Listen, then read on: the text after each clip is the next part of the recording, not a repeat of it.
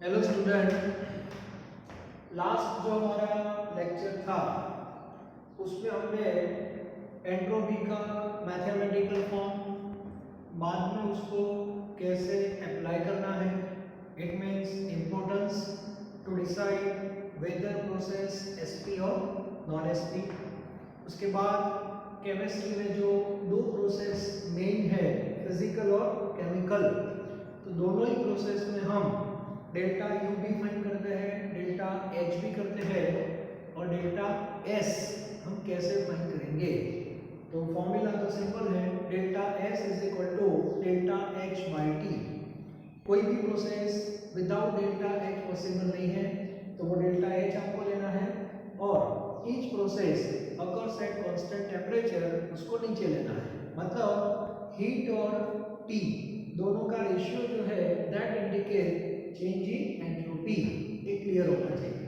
अब delta H क्या है, टी क्या लेना है, वो सब मैंने आपको जो हमारा लास्ट लेक्चर था उसमें आपको बता दिया है।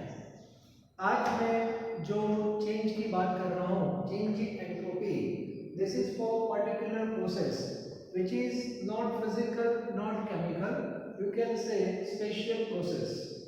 और आगे भी हमने इसके बारे में डिस्कशन किया है, that is free expansion. Okay, तो फ्री एक्सपांशन का जो केस है उसमें डेल्टा यू की वैल्यू 0 थी, डेल्टा एच की वैल्यू 0 थी।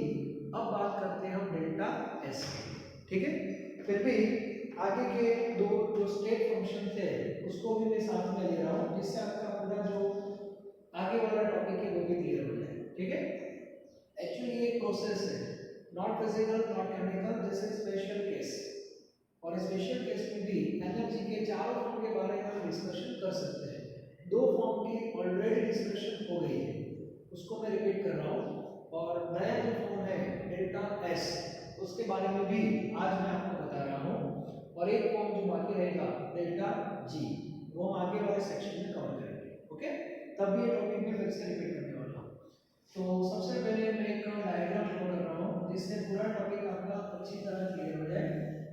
तो सबसे पहले मान लो कि ये वेसल है, हैविंग कैपेसिटी 10 लीटर, मतलब 10 लीटर की एक वेसल है, ओके ना। उसको मैं दो पार्ट में डिवाइड कर रहा हूँ, इक्वल पार्ट में, मतलब 5 लीटर प्लस 5 लीटर।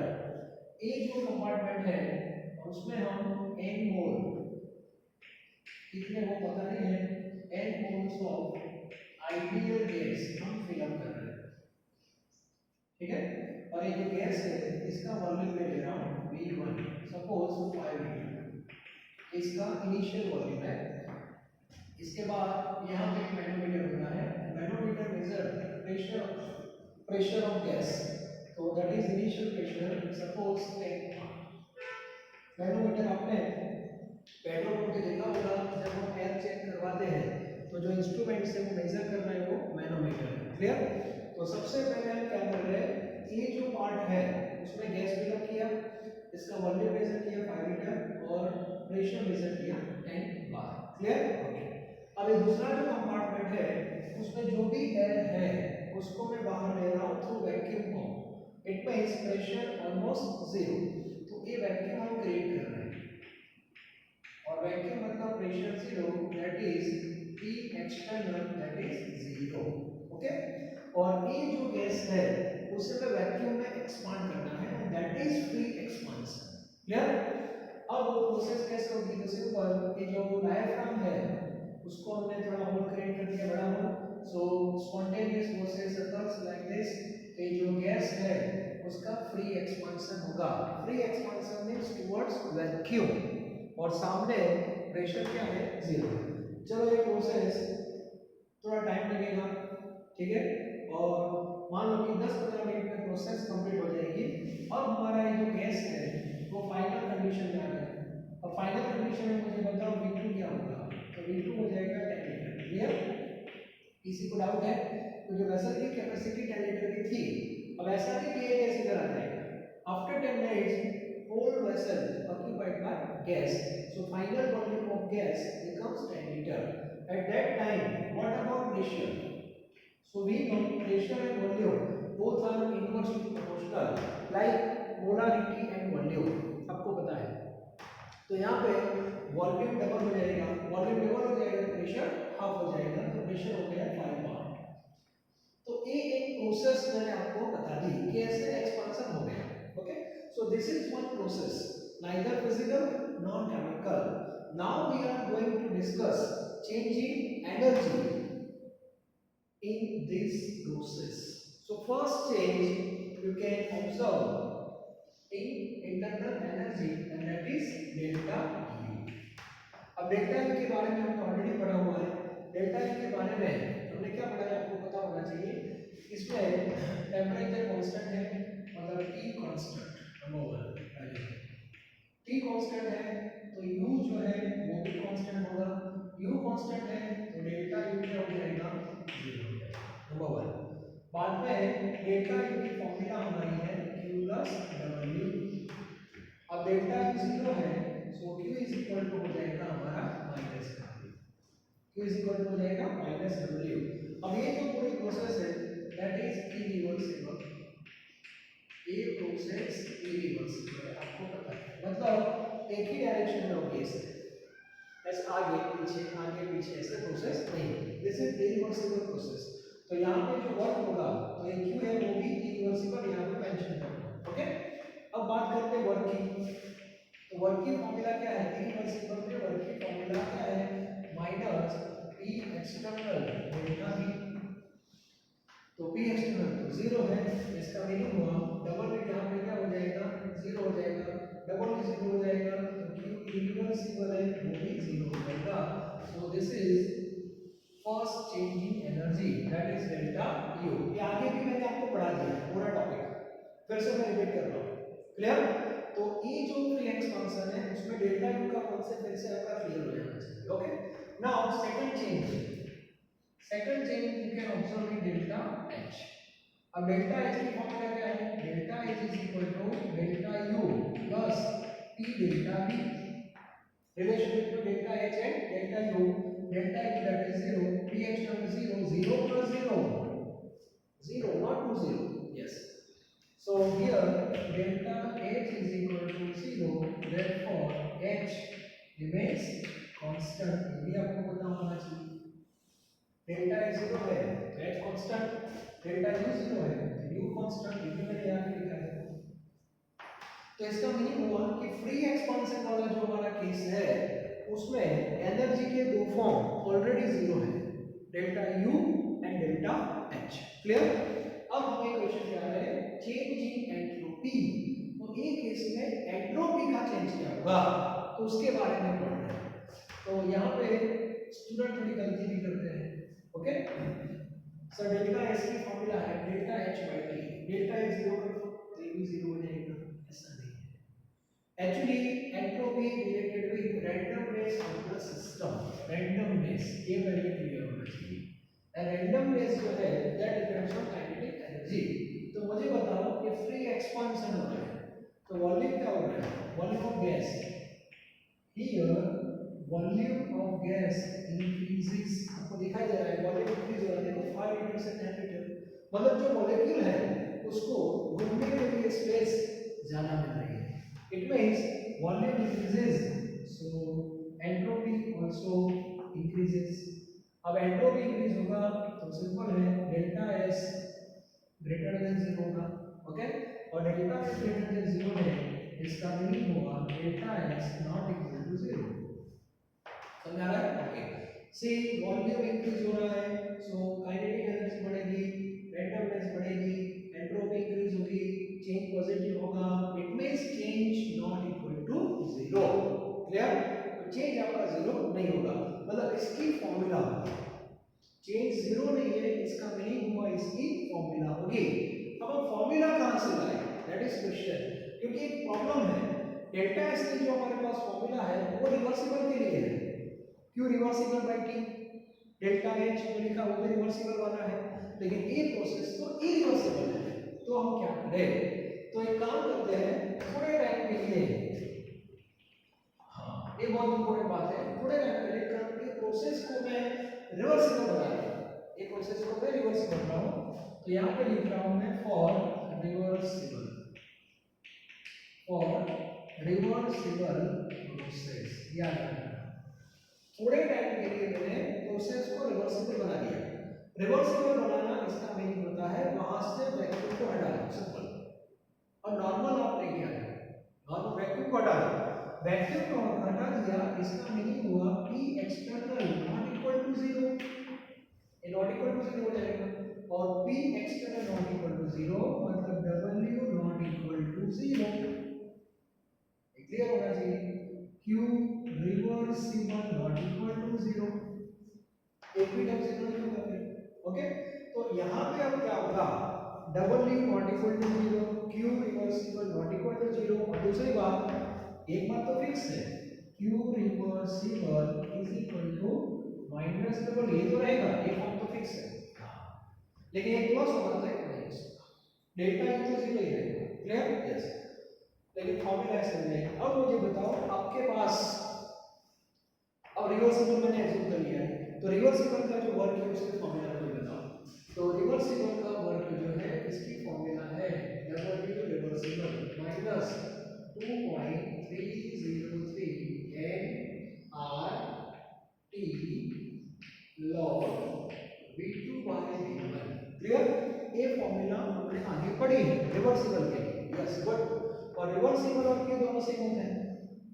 अब therefore Q reversible is equal to, Q reversible की फॉर्मूला मुझे बताओ, तो Q reversible is equal to क्या है, ये तो माइनस डब्ल्यू है, ये रहा। अब इसमें डब्ल्यू की फॉर्मूला रखोगे तो माइनस माइनस क्या हो जाएगा, प्लस हो जाएगा।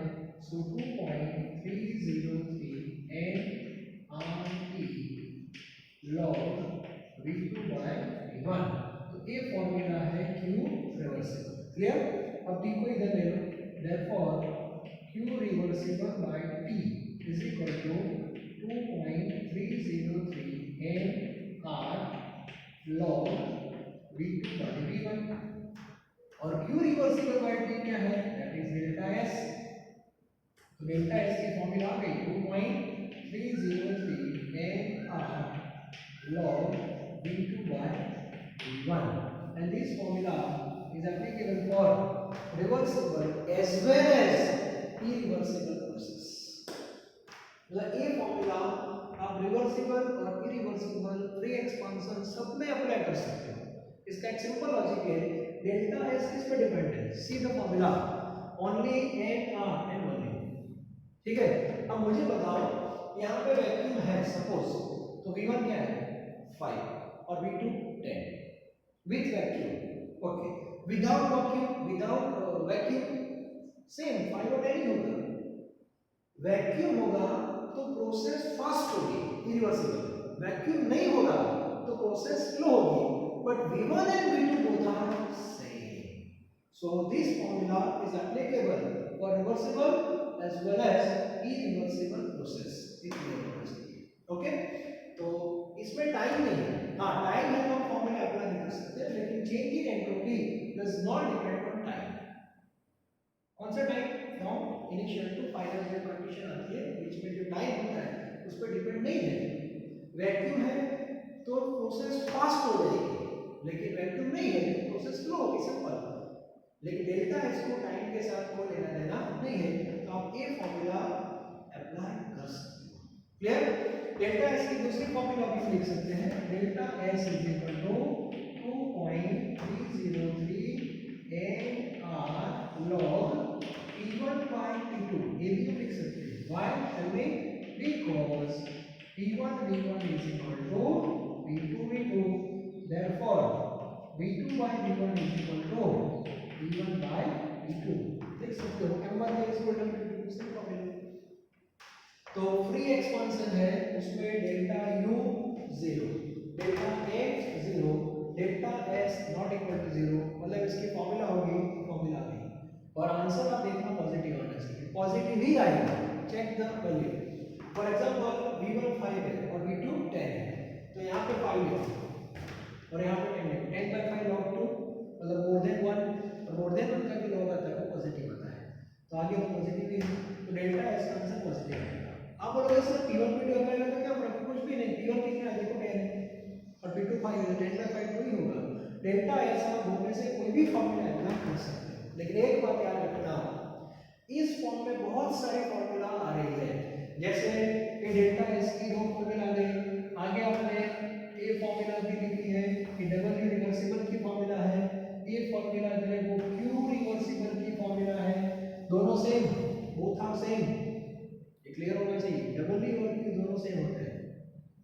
एक्सपांशन में क्या होता है, ये दोनों जीरो हो जाते हैं। फ्री एक्सपांशन में वो इरिवर्सिबल केस है, तो फ्री एक्सपांशन में ये दोनों जीरो होते हैं, ये सब जीरो देखो, और 0 + 0 0 हो जाता है, फिनिश। लेकिन ये रिवर्सिबल का जो कॉन्सेप्ट है, इसमें ये दोनों जीरो नहीं है, लेकिन एक प्लस है तो एक माइनस है, तो एडिशन जीरो होगा, तो डेल्टा यू का आंसर तो जीरो ही आएगा। तो एक पॉइंट बहुत याद रखना, बहुत इंपॉर्टेंट है।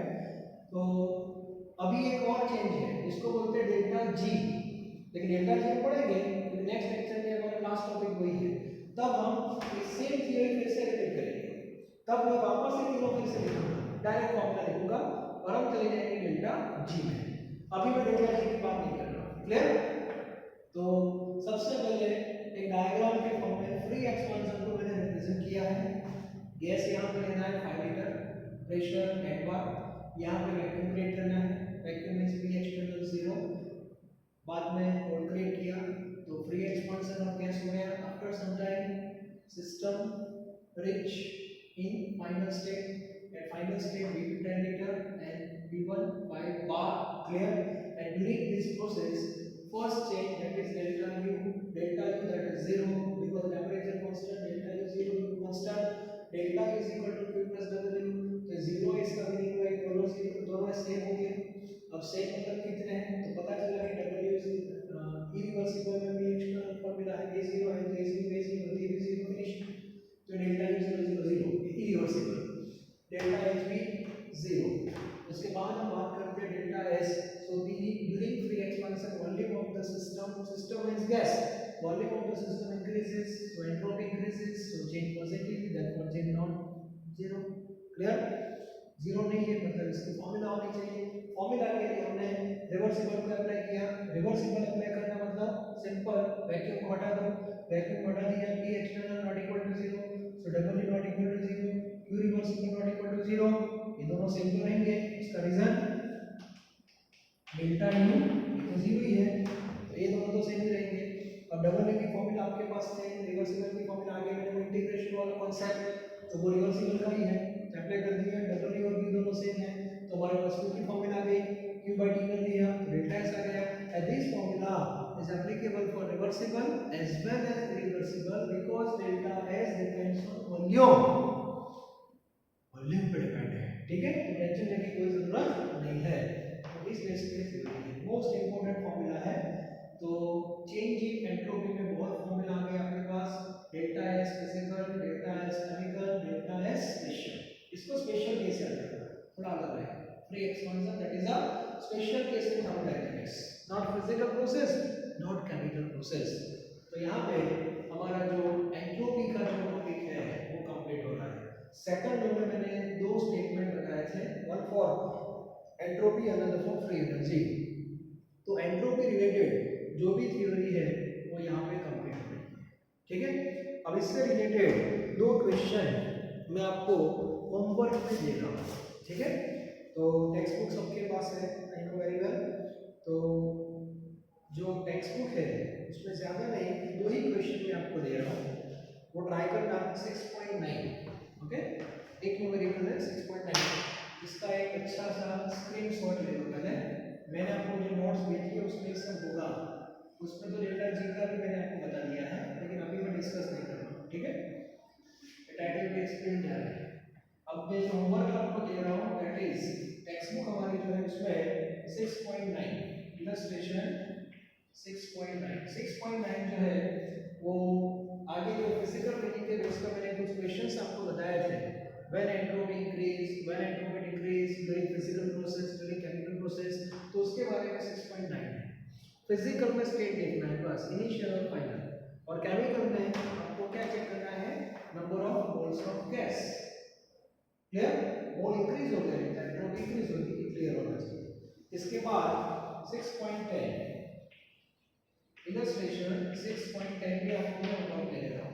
6.10 में बहुत इंटरेस्टिंग है, उसमें आपको एक केमिकल रिएक्शन दिया है, ओके, और वो केमिकल रिएक्शन जो है उसका डेल्टा एस नेगेटिव दिया है। डेल्टा एस जो दिया है दिस इज फॉर सिस्टम के लिए दिया है, और क्वेश्चन ऐसा लिखा डेल्टा एस नेगेटिव है फिर भी ये प्रोसेस जो है वो स्पॉन्टेनियस है। तो मुझे बताओ स्पॉन्टेनियस के लिए डेल्टा एस से डिसाइड होता है या डेल्टा एस टी से डिसाइड होता है, मुझे बताओ। डेल्टा एस टी से होता है, इसका मीनिंग हुआ डेल्टा एस का आंसर नेगेटिव दिया है, नो प्रॉब्लम। ये डेल्टा एस सिस्टम का है, तो आपको एक और डेल्टा एस फाइंड करना है, दिस इज नॉट सराउंडिंग, और सराउंडिंग का फाइंड करना है तो delta H by T formula है हमारे पास। डेल्टा एच इसमें दिया है, सराउंडिंग का टेम्परेचर लेना है 298, और वहां पे आप चेक कर लेना डेल्टा एस सिस्टम नेगेटिव है, सही बात है, लेकिन डेल्टा एस सराउंडिंग जो है वो मोर पॉजिटिव है, तो रिजल्टेंट आंसर जो आएगा वो पॉजिटिव आएगा टोटल, और इसीलिए प्रोसेस एसपी है, याद रखना, ठीक है।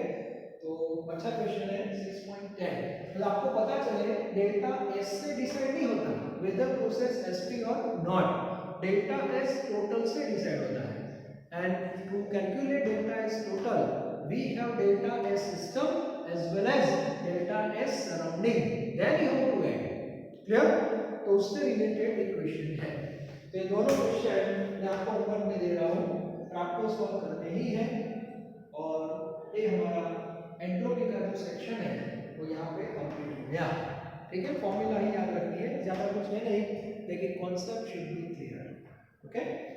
और नेक्स्ट लेक्चर में हम लास्ट फ्लोर पे चल जाने वाले हैं। मैंने आपको बता दिया था थर्मोडायनेमिक्स जो है वो फ्लैट है, हैविंग 4 फ्लोर। फर्स्ट फ्लोर में इंटरनल एनर्जी है, सेकंड फ्लोर में एंथैल्पी है, थर्ड फ्लोर में एंट्रोपी है, और फोर्थ फ्लोर में फ्री एनर्जी है, क्लियर।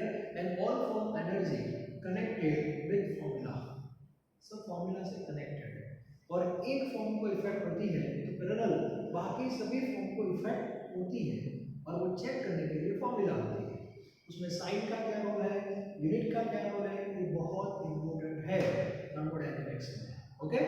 तो नेक्स्ट लेक्चर जो है उसमें हम बात करेंगे फ्री एनर्जी, ठीक है। तो 2-3 लेक्चर उसके भी रहेंगे फ्री एनर्जी के, तो बाद में हमारा ये जो चैप्टर है ऑलमोस्ट